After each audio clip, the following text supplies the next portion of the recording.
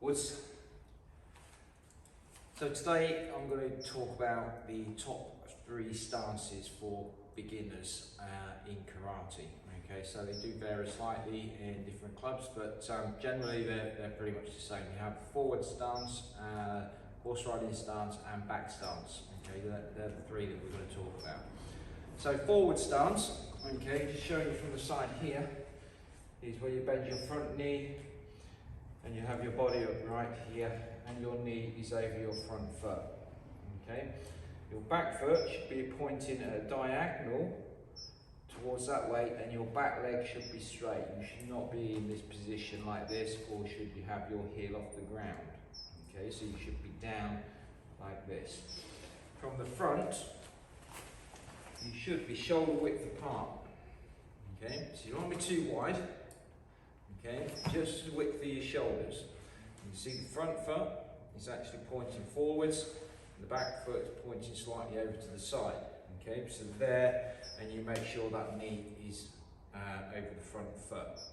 So this is a forward facing hip position, and this is half facing position. Okay, Shomani. Okay, and this is hand me. So make sure when you're doing your forward stance, this knee doesn't wobble in or out. Okay, so that's forward stance. Okay, I'll show you from this side. Just bend your front knee. Okay, keep your body upright. And your hip half facing, forward facing. Your back foot flat on the floor, your legs straight. So the second stance we're going to look at is horse riding stance.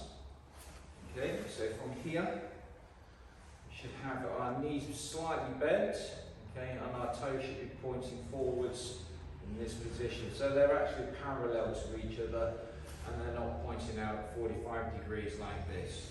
Okay, so you should have your feet in alignment across here, and you should sit your hips downwards. And make sure that the knees are pushed outwards, your back is upright here. So showing you from the side, going here, try not to let your bum stick out like this and do this. You should have your hips in line with your shoulders and your ankles. So you've got a nice straight line down here, and you should be in a good position. Again, keep your knees pushed out and keep your edge of your foot parallel this way, okay? And you should be there and keep it that. Again, front, make sure you're in alignment. Don't go too low, okay? Be about here. Don't go too wide, because it's too weak.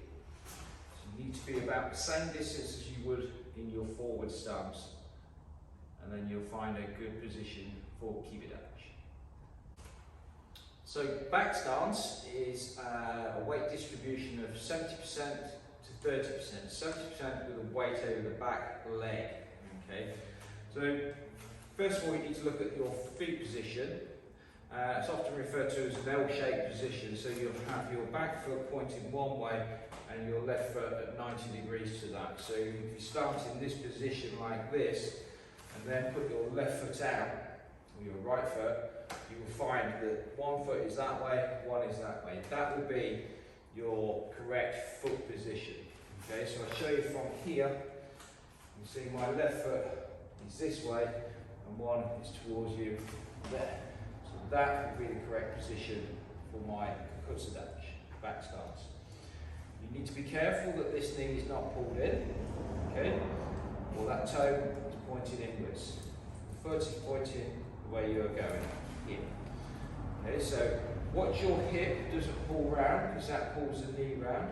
You actually need to get your hip round and make sure that that has movement forwards and backwards in that position.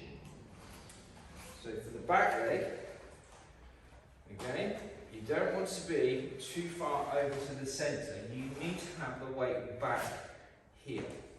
Okay? Remember, 70% of the pressure should be here on the back leg and 30% on the front.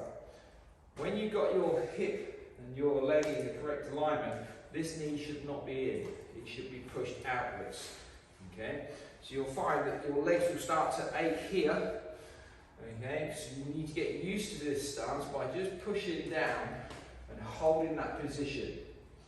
And your leg here will want to go in. It needs to keep outwards, and you need to keep the weight slightly backwards there. Okay? When you're doing it from the front, here, okay, you can see my knee pointing out that way, my front leg is that way. If we go too far, the leg comes round. Make sure that that position is forward. Hip, knee and ankle all in the straight line, okay? Not here where you're going to miss the knee joint to the ankle. It should be back here, like that, okay? So again, just to recap on that, L-shaped position with your feet, bend your legs, put one foot out, just push the weight over the back. And again, make sure that the hip doesn't come round, don't stick your bum out, hip in, turn it round, and you're there. This is usually used for back stance in your basic training for knife hand block. So recapping, okay, forward stance, near in the front foot, okay, generally referred to as 60% forward, 40 on the back foot should be straight, front knee should be bent like this, body upright. You need to be shoulder width apart, not too wide and not too narrow because you're going to be unbalanced. Okay? Horse riding stance, not too long because you're going to be very weak in your stance. You need to be here, pushing your knees outwards, and your feet parallel to the front, and shoulders back. Okay? So again, showing you from the side here, this is the correct position, like this. And again, back stance, remember your L-shaped position with your feet, bending your supporting leg, putting the other foot out. Do not move too far forward, do not go too long in your stance because you end up with weight over the front, you want weight over the back, which is 70-30, and you're there. Okay, so they're my top 3 stances for beginners, which is forward stance, Zenko Dutch, Kibadak, which is horse riding stance, and then back stance, which is Dutch. Okay, so just play around with those stances. You'll probably be doing kind of side kicks with the side stance, horse riding stance.